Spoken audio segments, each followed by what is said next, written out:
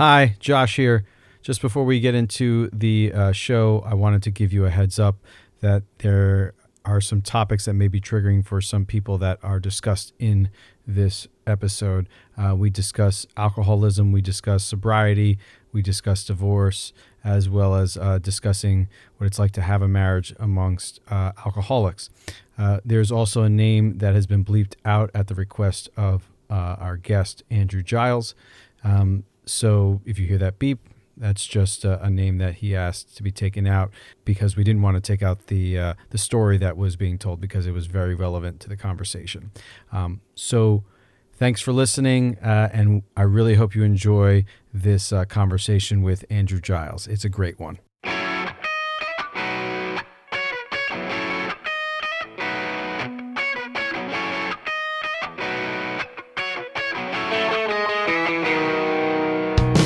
Welcome to Dad Rocks, a podcast for dads who love music, made by dads who love music. And now your hosts, Josh and Joe. Hello and welcome to Dad Rocks, the podcast about being a dad and loving music and how the two intersect in our lives. I'm your host, Josh, and today I'm joined on the show by Andrew Giles. Andrew is a photography teacher in the Fort Worth Independent School District in Fort Worth, Texas, and a single father to 3 children. I met Andrew 15 years ago when he was my bunkhead during my first summer as a counselor at Apple Farm Arts Camp. During the course of that summer and the following 2 summers, we became good friends, discussing a myriad of things on a regular basis. He also continually tried to push me to become a bigger fan of rap music, which continues to be an uphill battle to this day. Andrew, welcome to Dad Rocks. Man, thank you so much. What an introduction. Wow, I love that. I love that. Yeah, it's, we were just talking before the show that it's been crazy that we haven't seen each other in like 13 years. And I think we talked, we chatted a bit last year or so. And then I called you to try to see if I could fly you up to do my wedding as a photographer. Yeah. But that just couldn't fly. But it's all good. It's all good. It's great to see you. I'm so glad Likewise, you could, man. come on the show. Congratulations on everything, and just really appreciate this opportunity, man. It's really, really cool. Thanks. So how's your summer going so far? Summer's cool, man. Summer's cool. We have a pool right outside our complex right here. So nice. I take the kids swimming all the time. They got to do summer camp. It's all good, man. It's all good. Cooking a lot. We just got back from vacation at the beach. Nice. Down in Galveston with my sisters. So that's always a blast. Yeah. Vacation isn't so much relaxing anymore, but right. it's a good time for the kids, and that's all that kind of really matters. Every summer I reminisce about Apple Farm. Do you ever think about, or because you spent 4 summers, 3 of those summers we spent together, but do you ever think about your time there and just you're like, oh man, what would I be doing right now, if we were at camp? Man, you said you think about it every summer. I'd say I maybe think about it every day, like at least every week, maybe. Man, that place was so special for so many reasons. Its founder, Albert, and Sarvananda, our lead counselor, passed last year, and that just brought it full circle. Like the man that I was because of those 2 people. Man, it was just like this whole another wave of gratitude, and man, I gave my soul to that place. So it was like an exchange. It was an exchange. Well, that was the thing I was thinking about is like how when you were there, you were pretty much you came in as a photography teacher, and then I think you worked during the at least part outside of the camp season, and during that time you were kind of like a bit of a nomad. Right. You were you're doing freelance stuff. You were working, kind of traveling, couch surfing. I remember you told me about couch surfing. Was it couchsurfing.com or something like that? That's right. There's no way that would have lasted to 2022, right? No way. No. Well, now that everyone can Airbnb, so right. It's pretty much the same thing. And that place was super magical, and obviously it impacted your life in a way that led you to become a teacher, which I don't know if that was your goal initially to become a teacher. So what ended up happening going from, last time I saw you, you were, I think, in the process of settling down Sure. with your now ex-wife, but you still kind of had this like free spirit about you. So what really reined that in? Man, I think truthfully, when I really look back at it, like I've always been sort of an educator, sort of a teacher, sort of a counselor role to my friends and my family. So like that was kind of a natural step, and it was so much fun at Apple Farm. Like, Yeah. could you like no paperwork, no I mean, You have to do budgets and stuff. of course, you, yeah, but that was easy. Yeah. But man, just the leadership too. Shout out Jenny Quinn, man. Oh my gosh, what an incredible leader for me. She impacted me as well. Like, we had her on before she left the organization just to, talk about it early on in the podcast when we were trying to still get our legs. Oh wow. Her leadership, definitely, impacted me as an educator, as a person who works with kids. Absolutely. But yeah, like that, that place, like I said, is incredible. It's the teaching there was fun. Well, because everyone wanted to do it, everyone was just down. I mean, all the weird stuff that we did, like the meat slurry. Oh, yeah, Mike and Yeah, oh my gosh. I mean, we just was like and Josh, it was nonstop madness. Well, that's what you get when you work at an arts camp. And one of the I have to say, like, this is, for the two of us, you may come off as like, oh, these dudes, they work there, they love it. I have had students who I got there on scholarship who it's changed their lives. One of my good friends just sent his daughter there, and she's like, can I, like, this is the best place ever. And like, it's gone through a transition, and like you haven't worked there in 13 years. It's been a decade for me, and it's kind of a changed place. But just to say, while it's changed, that essence of, creativity and letting people figure out who they are and being such a supportive place is still there. I think it's like a reminder, it's a reminder that can exist, like that these people exist out there. They might not go to the same high school as you, middle school, even college, like, but those weirdo souls artists are out there. Yeah. And I think, I think for both of us, obviously it helped you, get, find that path. And, for me, I was already on that path for education, and like thinking about how to be, I think for me, really the biggest thing, working, especially with someone like you who had, my anxiety and my own issues always got in the way of how I did stuff. And you were always like a calming influence. And I think just understanding how to be empathetic towards other people and be empathetic towards what kids are going through, be empathetic towards, a situation, and not just see it as black and white. It was super important to me. And I know, it helps. I think people just become better people. Like, counselors who work there you get a better mindset about you. What an incredible thing to say. Thank you so much. That means so much.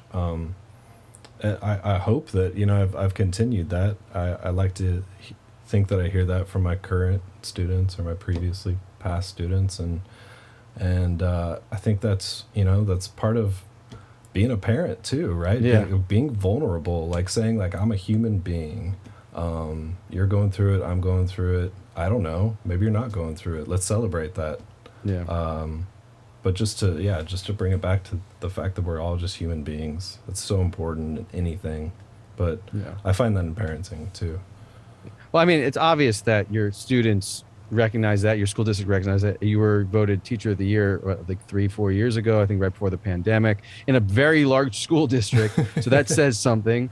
And then you just told me when we were chatting last month or 2 months ago, or whenever, to get you on the show, you said how one of your students won a national award and you were invited to go with her. Like that, that's huge props. I know. Thanks, you're a man. very humble person. You're Thank a very you. humble person, but that says a lot about you as an educator. And usually when you're a great educator, that means you also have a lot of, amazing people qualities too. So I just want to, give you a shout out with that as well. Man, you're just giving me so many flowers, man. Thank you. I appreciate that. You deserve it. Thank you. You deserve Thank it. you. Thank You you. know, yeah, we all have our flaws and stuff, you know, and, you know, We'll get to that, right? yeah, yeah. But I mean, that was always something, you always connected with people and you always connected with kids and you always saw, like, I think that was one of the great things, even when people got frustrated and down, you always saw the optimistic side and help people get through it in a way of like, all right, it's not all bad. Like, you know, let's push through it and stuff. Hey, that's all we can do. Yeah. But speaking of teaching, you know, in general, what was, you know, you're in Texas, I'm in Jersey. The pandemic influenced all teachers. I think things were a little different in our states though, especially after the end of the 2019-2020 school year. Yeah. But what was it like for you at the start of the pandemic, and how did your kids deal with, you know, and how did you deal with virtual hybrid? I don't even know what you guys were doing at the time. So August, I guess 2020, right? August 2020. Yeah. I had 3 kids at home, all doing work online. One starting kindergarten. Dude, that was a wild couple weeks. And then I'm online all day as well. And like, no one knows what they're doing. Like literally no one. As a teacher, you don't even know what they're doing. Really. Right. Like the first day, like 30 kids would be in the Zoom. The very next day, like 4. You're like, oh, this is already happening? I thought this would take months to... but that was, you know, but like kind of what we were just saying, man, like it's how much energy do you have for a day, right? How much energy do you have, period? Like, and where are you going to put that energy? And if you're just putting that energy towards like, this is hard and therefore I shouldn't do it. And just keeping with that pessimism, it just, how do you get through that? The only way through it is like to be positive. So that's what we did at home. And that's what we did at school. And, you know, generally speaking, I think it just highlighted the problem with so many things, education and social issues. And like, that wasn't an accident that Black Lives Matter was huge during that time, right? Like it was all sort of just highlighted issues. And, but education of course was deep for us because it just like it was just this perfect example of the unappreciation and the little care or effort in the community. I don't know if that's a political or very diplomatic way to say it, you know what I'm saying? But like it just showed like, I don't know, showed all the levels to what it actually takes. And furthermore, again, let's go back to the students, right? Like trying to empower someone that just doesn't care to even try, you know, like we're talking learning, like they don't even care to like get on the thing. And I'm not dismissing that, like I'm highlighting that. I'm saying that's a serious issue. Like what is happening in that child's life that they can't even open a laptop? And it takes, you know, for me, it's a photography class mainly. This is the perfect time to do it. Go outside, take your phone, go outside, walk your neighborhood. Like, man, some of these kids had never walked in their neighborhood and thought to take pictures, you know, and as a creative person, you're like, well, doesn't that just seem so obvious? But again, it just highlighted it. It just highlighted so many things, like so many of these revelations in the classroom. Just communication, the way that I communicate is different for sure. It's sharper. It's like, ironically, it's funny. I'm like sharper and then I lose it. It's just more to the point. Like instructions are so much more to the point. And I try to do that for that brain that can't handle a lot of seconds of information. It just can't. Like it's a different brain than it was 3 years ago. Period. Yeah. Like period. Even whether you're making A's or C's or F's, it's just a different it's a different person. It's a different human. And I think, you know, generally speaking, we have been pretty empathetic to them, to that generation, and I think we have listened to them, and I think that's important for us as older people too, right? Yeah. Because most generations dismiss the youth, period, you know, which goes back to a lot of great music, right? Yeah, exactly.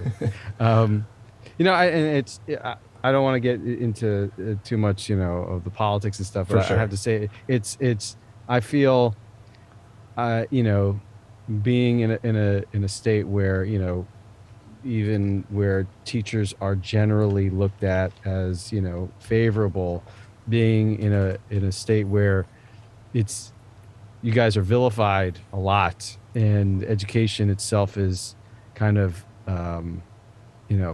almost like public education is just like frowned upon in some ways, or what they're doing.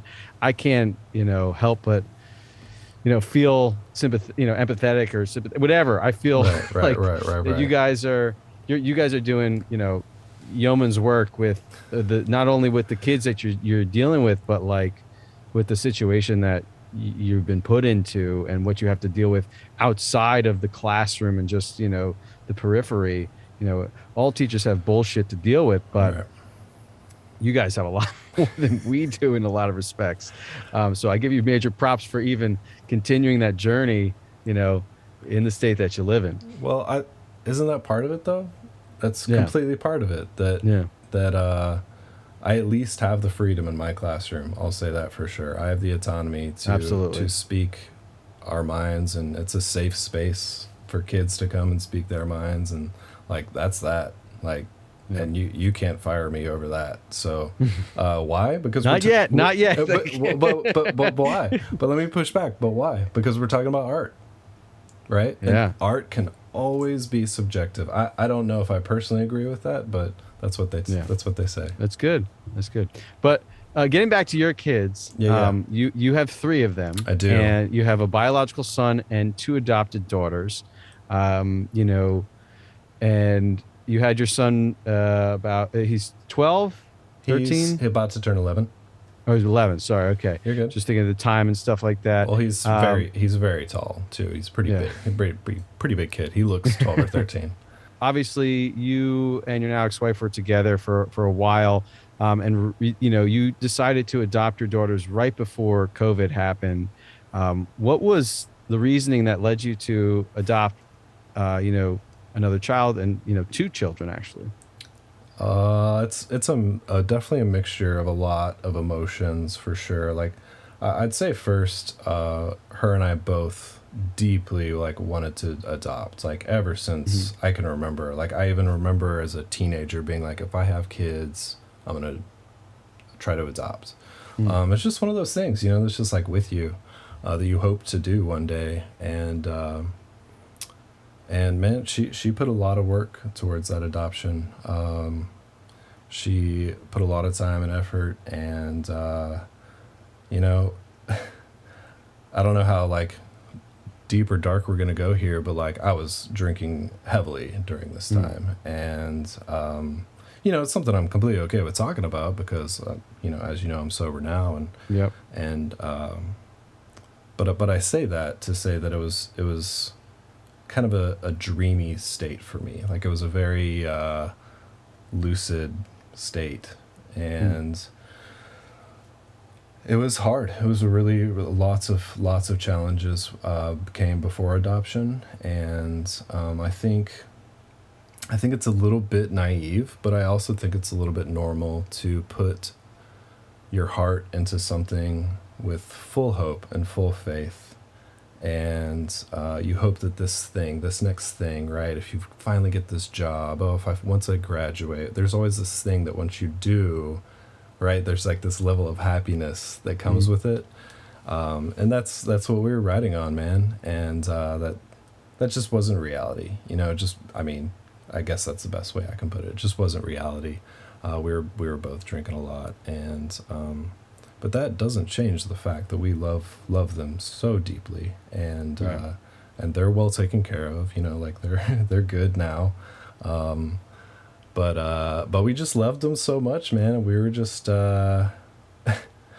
we just fell in love. We fell in love with them, and they like moved in, and there are of course issues with our son, and like we worked through. We had counseling through the adoption. Like we thought we were in a good spot to do it, and just looking back, it wasn't reality. Yeah. So I mean, the love is yeah, I mean, still reality, but Yeah. I just remember, you posting a lot of stuff on social media, and you'd blur out their faces or put like a sticker on top of their faces, and it just seemed, it was kind of, interesting. And I really applaud you for being honest about the what was going on, because like you said, people don't really realize the stress and the hurdles and hoops you have to jump and Oh my over and goodness. under and go through to get, you know to adopt a kid. And obviously you were posting stuff, and obviously there were legal issues. Yeah.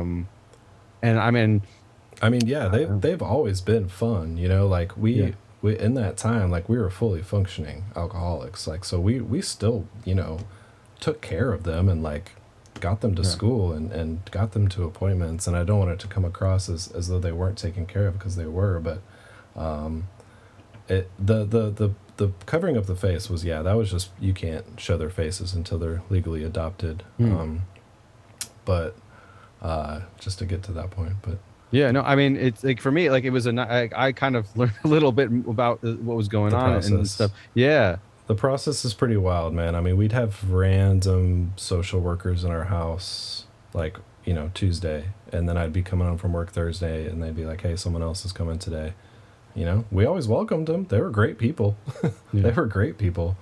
But it's hard not to talk about the education system and this foster care system without getting like political and fiery about yeah, it, because these systems just aren't run well, man. They just aren't. Period. CPS is not run well, and it's heartbreaking, especially as you pointed out in the state of Texas. yeah. And I applaud you on a lot of fronts for going through the process. With two young sisters, and it's obviously, I'm sure the stress of that led to what happened with you and your ex-wife, Sure. with the divorce. Um, and I don't know the exact timeline, but obviously probably with that and then COVID, it seems everything just kind of exploded, with you. And you don't have to get into details, but I mean, it seemed like I'm sure you Exploded were. is a good word. Exploded. Yeah. Exploded is a great word. Now, yeah, go ahead. Go ahead. I was just gonna kind of give the like timeline. So yeah, they got adopted December 2018, and then like night to 2019 happened, and then towards the beginning of 2020, it was just like that choice you got to make in life, and things were pretty dark, and I just couldn't live that way, man. I could see the looks and especially my son's face, and like just knew I wasn't doing right. So that started that journey into summer, basically. And I had no idea. I had like, it was summer break, or I'm sorry, spring break, right? Mhm. So basically, we were on that break, and I was just drinking every single day. And we had heard about COVID, like we thought but like Mhm. maybe that Texas pride got in the way too. We were like, oh, it's not going to come down here at least, right? Yeah. And I didn't really think much of it, and that wasn't really like part of the equation at first. Like at first, it was like, I need serious help. Get me there right now. But then like I'm hearing these things on the news as I'm in detox and then eventually rehab, and it's just like, what? The world is shutting down. Like I'm in the middle of nowhere outside of Austin, and they're Mm. coming to tell us. We don't have television. We don't have our phones. They're coming to tell us, hey guys, like the world is shutting down. We're like, what? So then to come out of that and like see that world was wild. I mean, it was just wild. I was already away from the modern civilization as it was. Mhm. So to come back into it where it like wasn't the same, it was like a head trip. I was like, wait, I know this is me because I'm a changed person, but it's also like this extra level of weirdness. Yeah. And I don't, I hadn't thought about this, to ask, but just came to me. Were you working while you were in rehab, or No, or it was it, was short-term disability. Yeah. okay. Yeah. Short-term And disability. And then, yeah, I mean, my man, I mean, I don't know if it's like right to say their names or not, but my art teachers, my team took care of me, man. They literally were like, it was like one email. I couldn't even call. I had to send an email, and the response was like, "We got you." Like literally, "We got you." And I knew right then. I was like, I don't even have to worry about it. Yeah. And they did. They took care of my grades. They took care of attendance. It was wild, man. And the principal is someone I consider a friend. I mean, she's an incredible human being, incredible leader. My Jenny Quinn 3.0 in my life right now. More accurate would be like 15.0, but just saying. So yeah, no, she had my back too. They all supported me through the entire thing, and man, talk about an inspiration. Like, they are the people, obviously, along with my family and friends, that I'm sticking this out for, you know? Yeah. Was home life already kind of in turmoil, or did you getting sober kind of exasperate things? Yes. So that was part of the journey. That was part of it all. Like,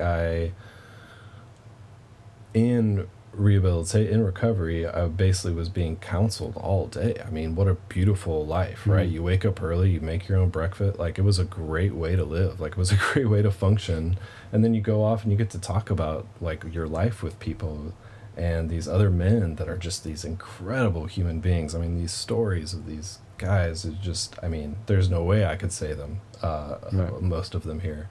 But they're, through that counseling, through that therapy, I mean, doctors, the counselors, they were all like, man, you're in an abusive marriage. And when they first like worded it like that, like it's such a harsh, term, I sort of scoffed at it and thought, well, we both have our issues and we both have our, I was just trying to hold myself accountable to it all. And I haven't been the greatest husband.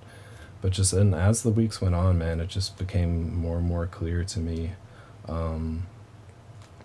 that I had to have a physical separation, an emotional separation, a spiritual separation, that like my life just couldn't continue with her on my path, and seeing its effect on the kids.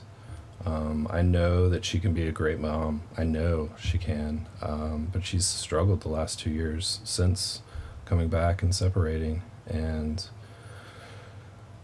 this is just, I kind of lost my track of mind there, but it's all right. It's, I can't even imagine, going through all of that while COVID is happening. And, it's like, yeah. I have a tough time dealing with day-to-day stuff sometimes.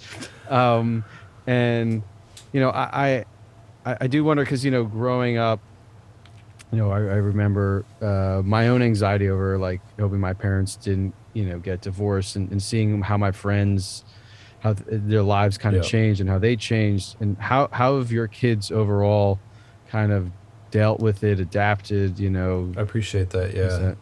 That's by far like what most people ask, right? Which is the good question to ask. They definitely struggled at first, man. I'm not gonna lie. Especially because of their mom's behavior. Like, she just did not take the divorce well, and made some poor choices, and that certainly exasperated emotions and tensions, and so that that certainly didn't help. But I feel like they're safe. They're comfortable here, and they're super safe here, and I've worked hard to like create that environment for them. They went to their school counselors. The school counselors, school admin, like, know who they are. There have been a couple things that have happened at school, so there's that kind of stuff too, that these other entities come into your life, which they're all there to help. They're all there to help. So I welcome them, and they've been an incredible ally, an incredible like fixture, like someone for the kids to really go to. But through that, man, it's just community, through them making their own friends, and just living life, and just being a consistent, like, patient adult in their life, it takes time, like it's not this thing that's just going to happen just because you're a good person, like the trust there that needs to be formed is really just sacred, it's like so important, and it's important for any parent, period, but I think that's also important to give yourself grace too, right? Like this parenting stuff doesn't happen just because you want it to. It really takes time, and it takes learning about yourself, and it takes learning about them, and so to see where they've come from. I mean, they used to have nightmares all the time when they first moved in here, and little bangs on upstairs, and they would just wake up, and it's just sad to be a part of, but they're doing really well, man. They're great awesome. kids. They're great kids, and they're excited about school, and they're having an awesome summer. So that's great. We're just trying to celebrate and rejoice and stay positive. Yeah, man. I mean, I feel bad for I feel bad for anyone who goes through that, and I was thinking, when we were setting this up, just thinking about really think about your daughters, like just the kind of roller coaster that they went through, and it's kids are so like I see kids at my school who deal with much much worse situations, and who like are dealing with CPS coming to their house a lot, like have had kids saying, oh well, don't call, kind of situation, and calling will only make it worse, type thing. But it's just like amazing how resilient they are, and we don't think about a lot of times the trauma for sure that these kids go through, because they're just kids, and sometimes you're like, oh, they're just kids, they're putting on a happy face, but it's so great to hear that you have a community of people who are there to help, because it's always, I always find it a strength of a parent who's willing to allow those people to come into their life and bring them in, because a lot of parents will shun them away and say, my kid's fine, it's fine. There's nothing that you're going to help, and it's when they're really there to help, they're the experts, Exactly. they're not perfect either, but exactly. They're gonna, if they can help a kid in one aspect, that then they've done their job. Absolutely. And what is something, because of the craziness that you all went through, what have you learned about yourself and your kids? I think more than anything, I've learned that control is so outside of anything that we can even begin to grasp. Like, we try to control so much, and letting go. To answer your question, letting go of control, learning to let go, like knowing that is a process of life, and not trying to minimize your feelings or emotions about a certain situation, but knowing that the next thing, like the next right thing, you might have heard, like just doing the next right thing can, like it doesn't seem to add up, right? Like the day to day just doesn't seem to. Like some days it just feels so heavy and you're so tired, and I mean, it doesn't matter how many kids you have. Like, being a parent is exhausting. Mm-hmm. And I think learning to give yourself that grace, and to remember, like remind yourself that you cannot control so much. I think I've also learned to, I'm trying to, the word I really want to use is patience, but it's like so beyond that. It's like, I think that's what caught me thinking, because I think that stems from control, like, right? Mm-hmm. So learning to let go of control. That's my final answer. And I mean, like I deal with that all the time. Like that's one of my issues with my anxiety is control issues. And it's taken me, 20 years to realize, Right. that a lot of that it comes down to, and, to understand that so much is out of your control, and And staying present because of that. Right. yeah.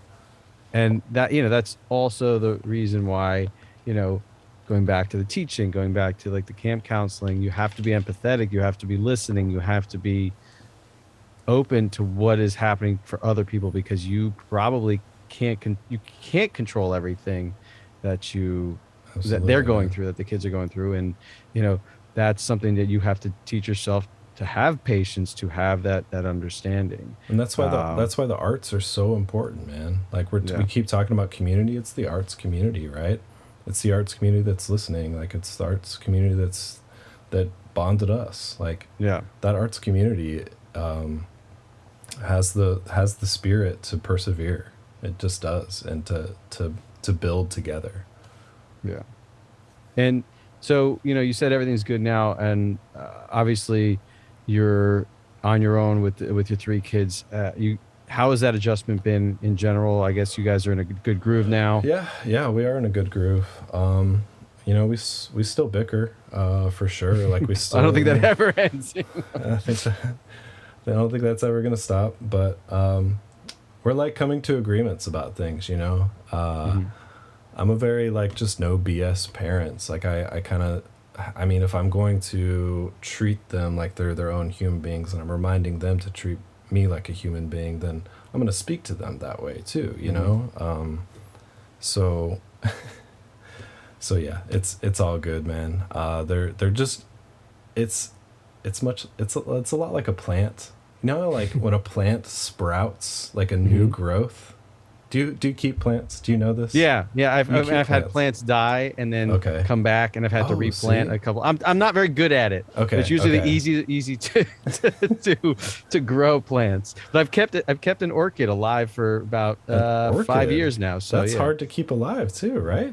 Hey man, 3 ice cubes once a week seems to do the trick. So I'm writing that down. That's what the Trader Joe's little tag said when we received of course the Trader plant. Joe's. But it works. Awesome. Well, it's so interesting to see this thing grow. Like I have some of these aloe veras that are just like these huge aloe veras that like I saved from that house that I never went back to. I would go back and get a few things, and never lived at, I should have said. And to see it grow, to see a child grow is an amazing thing. And just to be a part of that, I'm just so blessed, dude. I'm just so honored to be their dad. And we have fun with it, man. We listen to good music and we eat good food. What else can a dad do? Be there and, be the support system that they need. That's, just provide for them. And that comes from that. For me, that comes from modeling, that just comes from modeling it. And I just try to be a good person, just like my father was. Yeah, that's all you can be. And speaking of, you were mentioning the arts community, and you were mentioning, listening to music and stuff. You yourself are an incredibly creative person. From your photography to your art, and just even your sense of style. I got to say is can be, at least back in the day when we were at Apple Farm, you had a very creative sense of style, which I always admired. I still wear a dress every now and then. Hey, that's great, man. I was doing it before Harry. Yeah.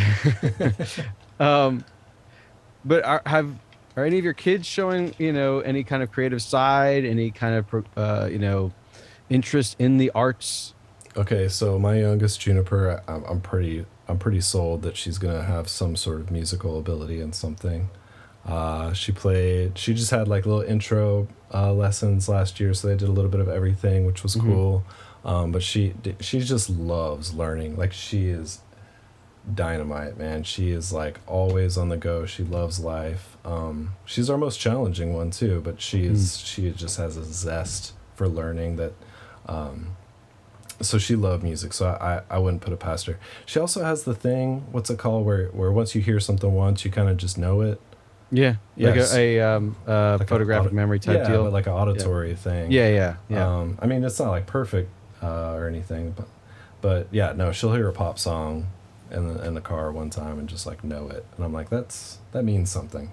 Yeah, she's an ear. That's She has an ear. She has an ear. Yeah, She has an ear for it, exactly. Yeah. And then Josie, man, she's my girly girl, so she's like all in on nail polish, and we haven't gone down the dyeing of the hair route yet. She's only 9, but I'm sure that's coming our way.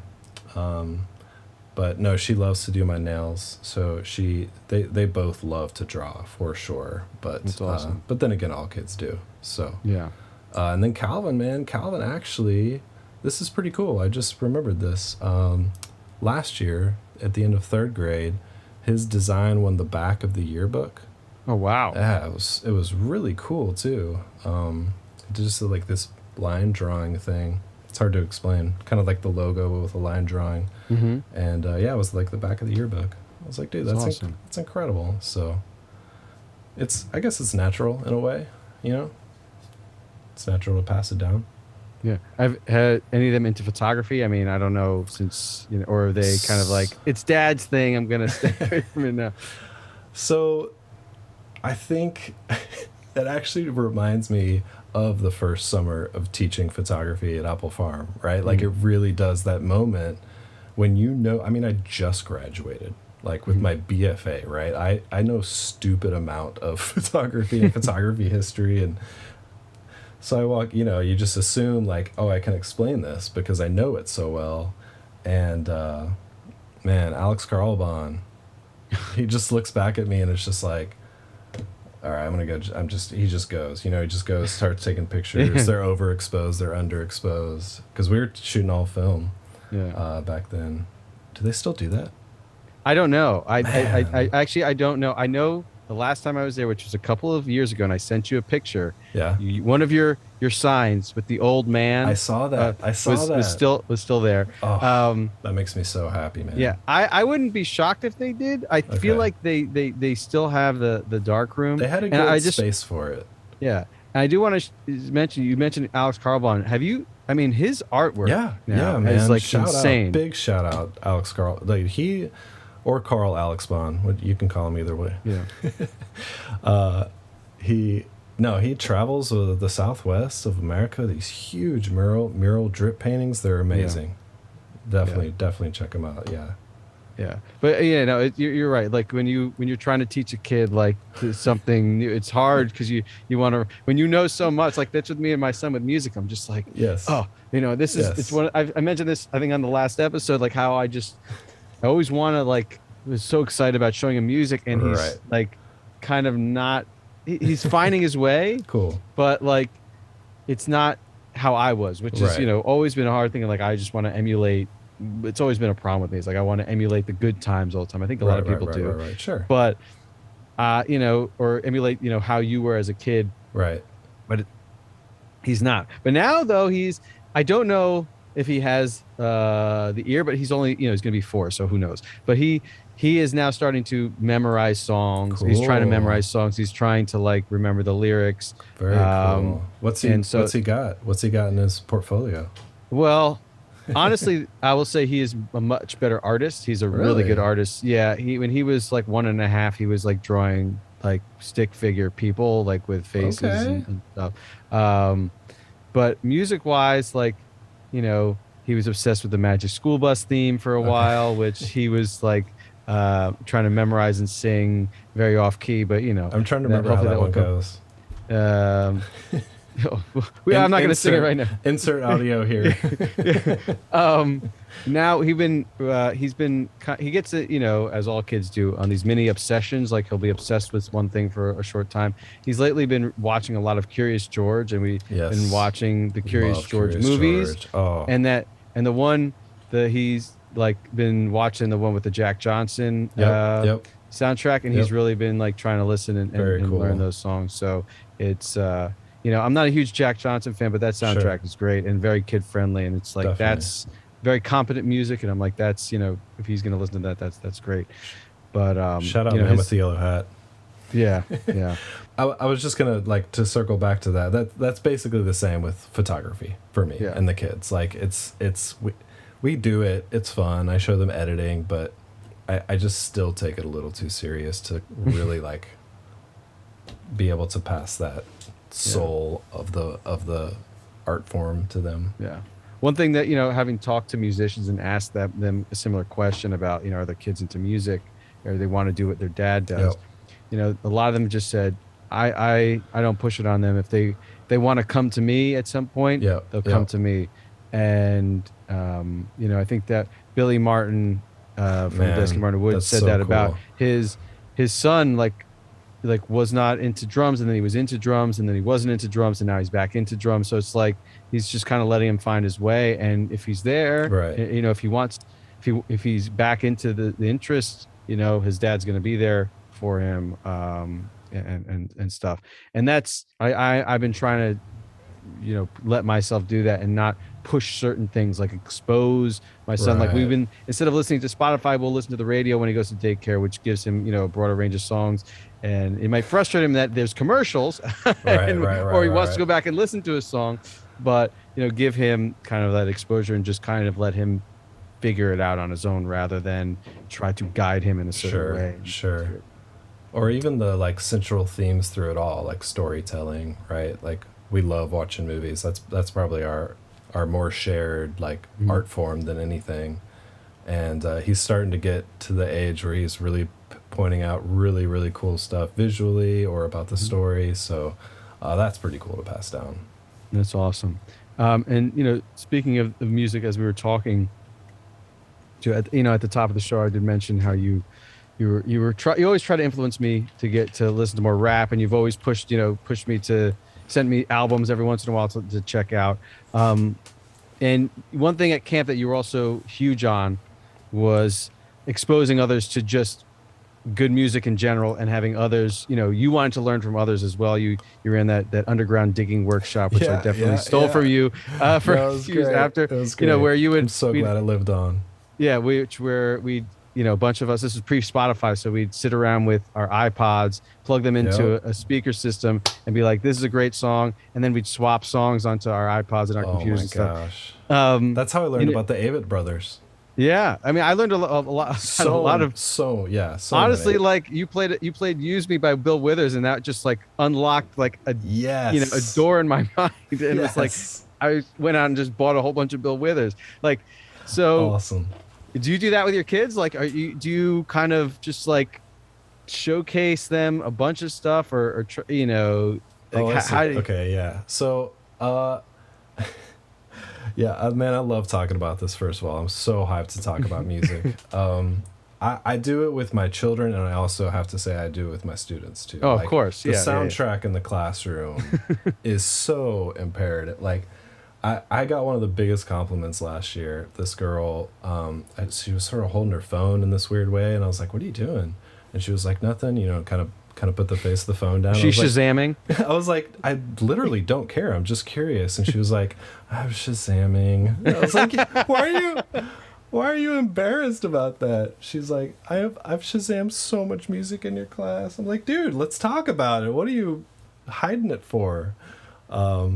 And we talked about David Bowie after that. She was like, she just couldn't believe I knew who David Bowie was. Like, okay, girl. But anyway, so yeah, man, they're still children, so they got to get the basics, like Outkast. We've been talking about the Beatles a lot lately. Bob Marley for sure. Jimi Hendrix for sure. Like, I like to think that if Michael Jackson came on the radio, Juniper could probably be like, "It's Michael Jackson." I'm just trying to get the classics now for sure, but they're getting there. Actually, I feel like I just had a weird moment with Calvin the other day where I was asking him, like, what's the first song that like you remember that was like deep, like not just like this is fun to listen to music, not just entertainment, but like meant something. And he said Bohemian Rhapsody. I was like, that's pretty cool, actually. Take it back to Apple Farm again. Yeah. But Yeah, I thought that was a cool answer. So how do you? So when you do show, play Outcast for your kids, do you leave it wide open, or do you like turn the volume down, or how do you deal with some Uh, of the lyrical content? yeah, no, no. For if it's like if I'm gonna listen to like a whole album, yeah, I'll play the clean version for sure. You just kind of have to. Yeah. But if it's like a select song and it's me and Calvin, nah, dude, I'll just play the, Right. yeah, I'll play Spodioti for him. Yeah, uncut for sure. Because I mean, I've mentioned before on the podcast, my dad would play the Love Symbol album by Prince, and Oh, the cool. first song being "Sexy Motherfucker," Yeah, basically. So yeah. he had a cassette. He put it onto cassette from a CD, and then he'd put it in the car, and so like he'd be Wow. playing it, and then you'd hear "You sexy fucker," whatever like that, and so it would come back on. Awesome. Um, Awesome. but I didn't know if you did that with your kids or not, but obviously, you don't. But Well, or you do. it's an It's important, easier now because there's so many clean and for sure. versions. It's also an important conversation. Yeah. 100% an important conversation. I mean, Calvin and I don't know if this is too honest, but Calvin and I talked about the N word when he was like 5 or 6. We were Mm. listening to Wu Tang, and they just kept repeating it. Insert audio here. Just kidding. And they, yeah, man. I was like, and he started to like mouth it, and I was like, whoa, whoa, whoa, whoa. Like, Yeah. paused it, made a really big deal about it, and just said that's just a word that you can never repeat. It's just a word, and as you grow up, you can understand why you can't say it, but you just can't. You can't ever say that word. And he like still remembers that moment. He Mm. does. It's like being like, oh, this is like serious. And I don't know, maybe that's too young, but No, I mean, if it's knowledge. it made an impact on him, then you've done your job. Like it's Sure. it's if it if they understand your message, it's never too Fair you're never enough. too young. Fair enough. And so, speaking of all this hip hop, you obviously are a huge fan of hip hop and Yes. rap, and I've had a hard time getting into it. I like what I like in terms Yeah. of things, but my Remind me. Who do you like? okay. Who So are some of your well greats? let's talk because I want to talk about this because Okay. I think Okay. for me the hardest thing for me is in rap is I'm a music person, Yes. and I maybe I'm assuming wrong, but you are much more of a lyrical person. Like, I mean, you like music, but the lyrics really grab you a lot. Or am I wrong in that? Man, if I'm going to have to choose, I would say I'm maybe 60-40, 60 music production and Hmm. 40% lyrics. Because for me, the hardest thing for me is with rap is and music in general. Sure. Like, I hear a song, I'm not concentrating on what they're saying. Sure. I'm listening to the melody, I'm listening to the beat, I'm listening to the Yeah. groove, and I feel, it's hard for me to because with certain rap songs, like there's an ostinato or a groove of that will repeat over and over again, but a lot of times, especially with the new stuff, I like sometimes there's no groove, and because I'm not concentrating on the lyrics, it's hard for me to get into it for sure. immediately. For sure. And so for me, a lot of the hip hop and rap stuff I like is the stuff that is grounded in the sampled stuff of funk, soul, or even like in terms of like the Roots, which I'm a fan of. I don't listen to them a lot, but like I like them. Shout out And Questlove. but like really one of the rap groups that I really dug a lot was Jurassic 5, and Very that was cool, yeah. because of all the music and that they were based in, and even kind of the rhythmic styles of the rapping itself, where I don't know. I mean, There's that's- also That's Cut Chemist. yeah. That's Cut Chemist. I know you're saying Jurassic 5, but the music is Cut Chemist. So go check out some Cut Chemist records. Oh, so I mean, so what really because you're a white guy from northern Texas, Yeah. and you are a real hip hop guy. You don't, it's not just the mainstream stuff. It is the more underground indie stuff that you dig. I mean, you wore a Black Alicious shirt every summer. You had like, I didn't even know what Black Alicious was, and you were raving about them at camp. Um, Man, and Gift to Gab passed away yeah, man, last year, I man. know, Gift yeah, to Gab passed away last year. yeah. And what really attracted you to the genre, and for you to become such a huge fan?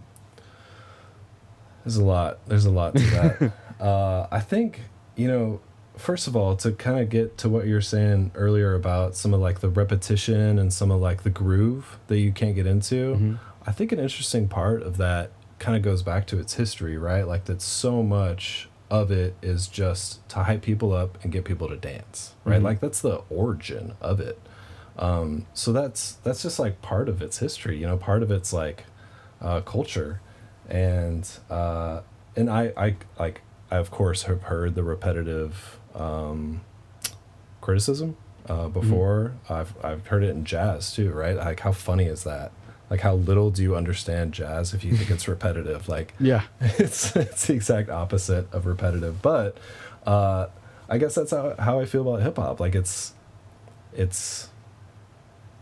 incredibly evolving. Like it's hard to argue that it's not the most worldwide successful, like influential art form of the 21st century, right? Like it's hard Right. to argue against that.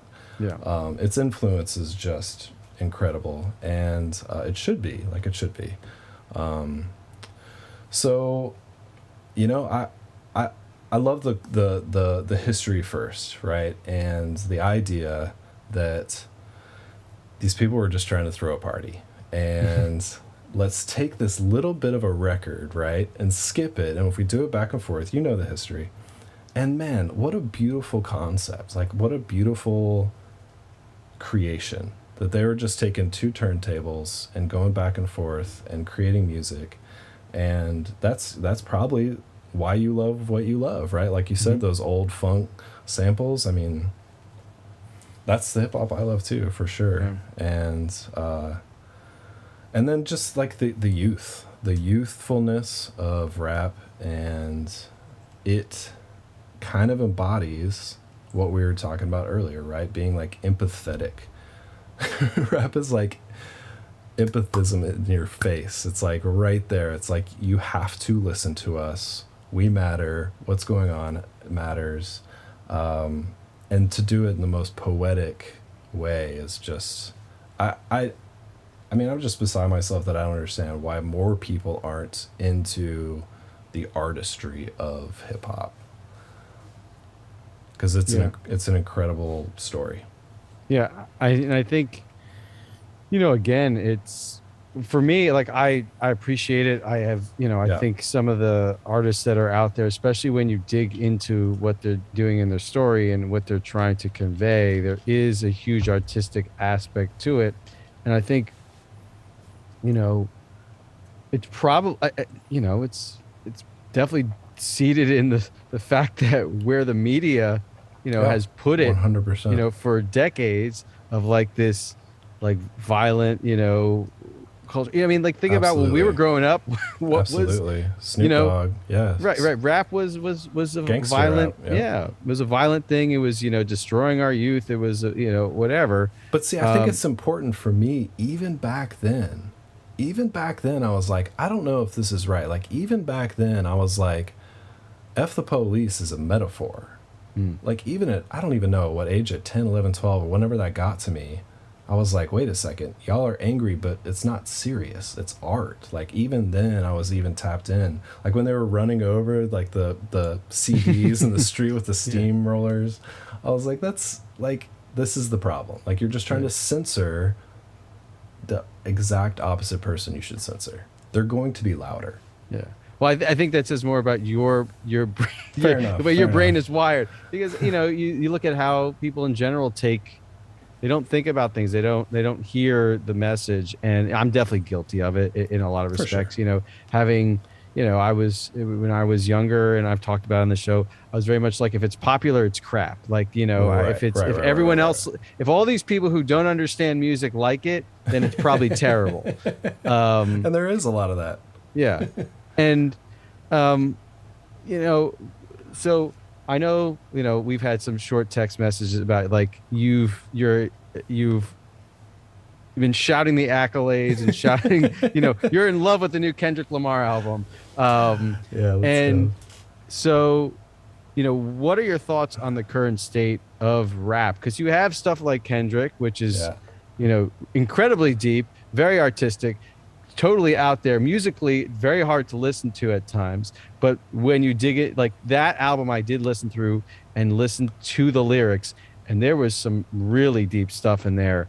Um, you know, and then but on the other side of it, you have stuff where it's I don't get a lot of a lot of the more popular rap, I guess, stuff that's like on, I don't even know if MTV exists anymore, but like that kind of stuff. Like who? Like who? I don't even know. Like I really Really? don't know. Like Drake or like Oh, I've never, Future? see like Drake I've barely ever listened to. Yeah, yeah, yeah. I remember when my students were talking about, what was it that guy 69, I don't remember I forget his name. He had like rainbow teeth, and he's in jail now, I think, and it was just like the most violent. Oh, I forget his name. yeah. It didn't matter. Yeah. Whoever it was, he didn't matter. Yeah. Well, but it's like that kind of stuff, and it just, I guess for me, it's just it never, it didn't connect again. Right, right. So I don't know much about it, and so Here's an interesting way to think about it. For me, it breaks down in like 3 categories, right? And sometimes these categories cross over, and sometimes they don't, right? So you basically have street rap, and I hate to call it that. I wish there was a better way to call it, but you know what I'm saying? Like street, real rap.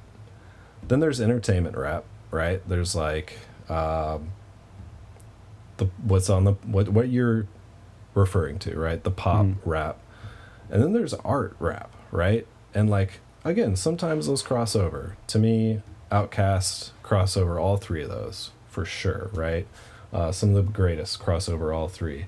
But then some people stay in their lane, like, and where you make those distinctions is obviously subjective and like your own taste. But I think if we start I don't know, if you think about it like that, then maybe you'll gravitate toward one more, style over another style, and you can find some more stuff that you might be interested in. Because isn't that the perception, right? That it's just this radio trash. I mean, the stuff on the radio's 90% awful, but it is on every radio station, unless it's like an independent local station. It's just all not good. So you got to do some research, you got to do some diving. But the state of rap, to get to that question, man, is like, it's interesting to think about, because first of all, the state of rap doesn't care what I think, or what you think, or whatnot. It's going to move forward with or without us, period. And that's an admirable thing. It's something that inspires me, actually. But oh man, there's so many cool artists. There's so many cool artists. I mean, I don't know if you just want me to start going off on them, or... let's just because at the end of the show, we do True. talk about... True. We like to discuss what we're listening to, and we ask the guests to do the same. So why don't you give us 3 songs or 3 artists that you would like, or you think our listeners should check out? So I mean, there's just so many, man. I know. Okay, so as far as the state of rap goes, we can start there. You mentioned the new Kendrick. It's. I think when we talk about that album, we should think about how to listen to it. And I tell anyone who's listening, you must listen to this album with headphones on, and you cannot be, in uninterrupted time, right? If you listen to it, if you digest the album that way, you'll have a different perspective on it. But the story, the parenting side of everything, and that's such a cool aspect of rap. Like, for the first time in its history, we're seeing these albums come out that deal with parenting and marriage and like all the things quite literally I'm going through, right? So when he starts his album with 1,855 days or whatever it is, like that last 5 years, his personal hell was also my hell. So for him to come back and like give this spiritual, heartbreaking album, like, dude, it wasn't just like a nice music. No. It was a masterpiece, and it was it meant a lot to me personally, just because of the stories that are woven throughout the album are like so. I mean, it's just straight up triggering. Like I can't imagine you listening to We Cry Together. Like I literally can't do you want to hear imagine. something crazy? This is wild. We can edit this out, but when I was halfway through that song, and I almost didn't make it, actually. I almost took my headphones off. And this is the night it comes out, right? So it's like 11:20. And I'm like halfway through, and my phone keeps ringing, and it's like this unknown number. I'm like, calls like the fourth time. I'm like, fine. In the middle of the song, I pick it up. It's the Fort Worth Police Department. I'm like, hello? They're like, long story short, the was being arrested, and like she asked them to call me. I was just like, the insane coincidence behind, and I had to sit for a second, right? I was like, well, there's not much I can do. Hung up, but then when I like got back to my bed to, pick up the headphones, I was like, Yeah. How do I come back from that? I just started it over. I just started the song over. But yeah, that song is just, I mean, oof. But to keep it going, man, I don't know if you ever listened to the old Black Star, Tyler Kweli, and I haven't. I know of them. I tried to find a way to listen to the new Black Star album, which I guess is super hard. They've made it, Yep. for, subscriction only. Yep. We're good for them for finding a way to own their own stuff. Absolutely. But I've heard great things about it. Yeah, man, it's pretty cool. Produced by Madlib. It's just I love his stuff, man. Oh man, he's wild. Yeah, that thing he did with Fortet last year was incredible. And the Blue Note thing. I mean, his Blue Note stuff is just. Yeah, he's a madman. And to think that's just what we get to hear. He's one of those guys. I just want to tap into his hard drive and drive around for a bit. But yeah, man, the Black Star album was really, really cool. I bought it the night it came out. I had to, and it was kind of like fun. Like it didn't seem like they took it too serious. They weren't trying to be something, But if you can find a way to find, I mean, you can probably find tracks on YouTube at this point, stuff right? on YouTube, yeah.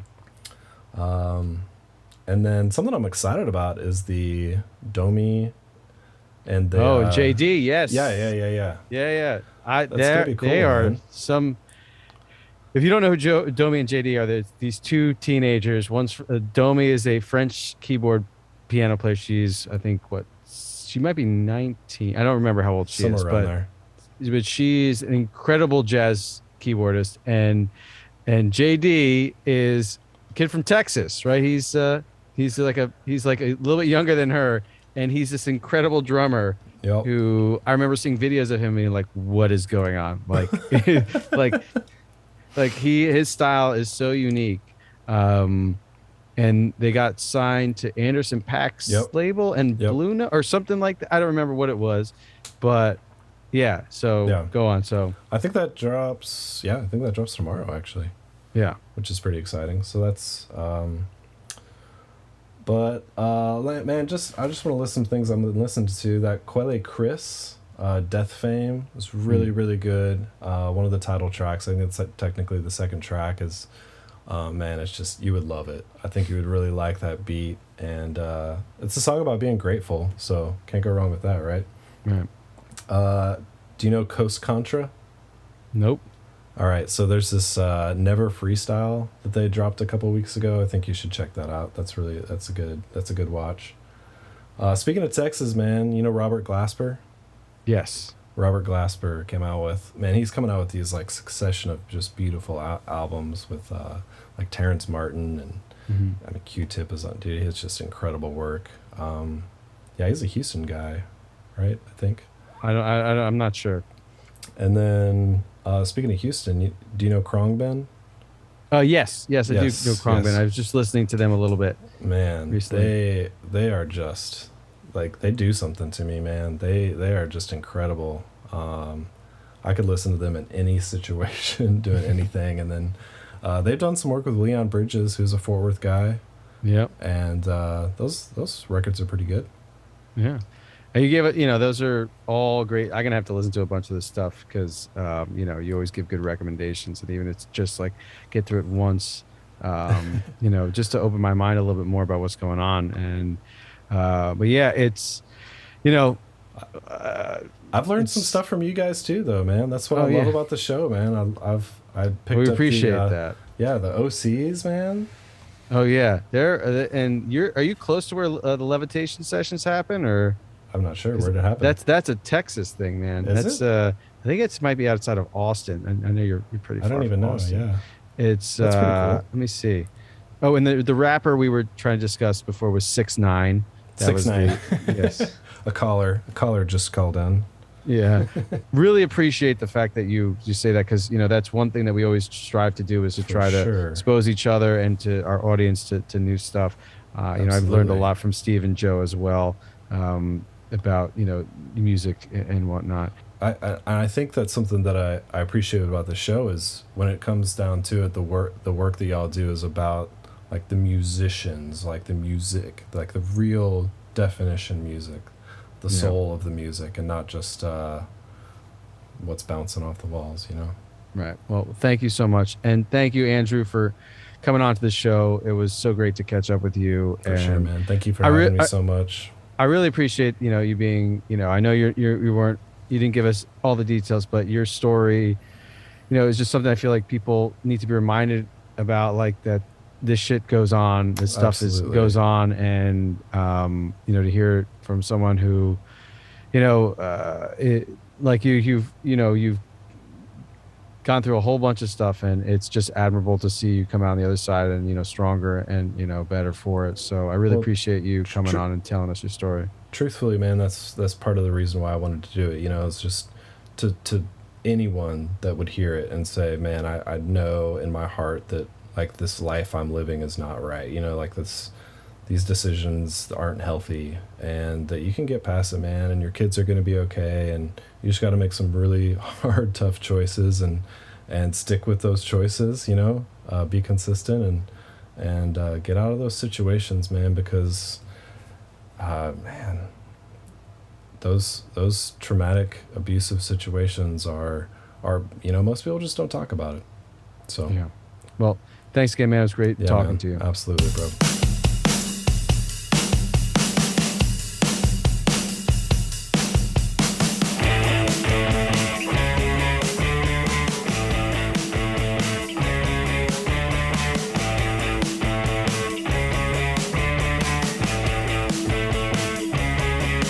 Thanks for listening to this episode, and a special thanks to Andrew Giles for coming on to the show. It was really great for me to reconnect with him and to allow him to discuss his journey through fatherhood.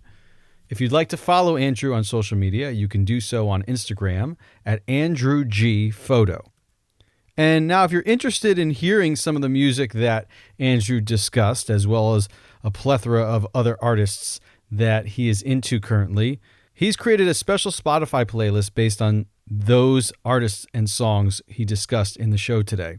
It's called Dad Rocks, with a question mark, and that will be linked in the episode description, so please go check that out. It's got some great music on it. Now, if you've enjoyed what you heard and haven't already, go ahead and follow, like, subscribe, or whatever you need to do to automatically get new episodes of the podcast.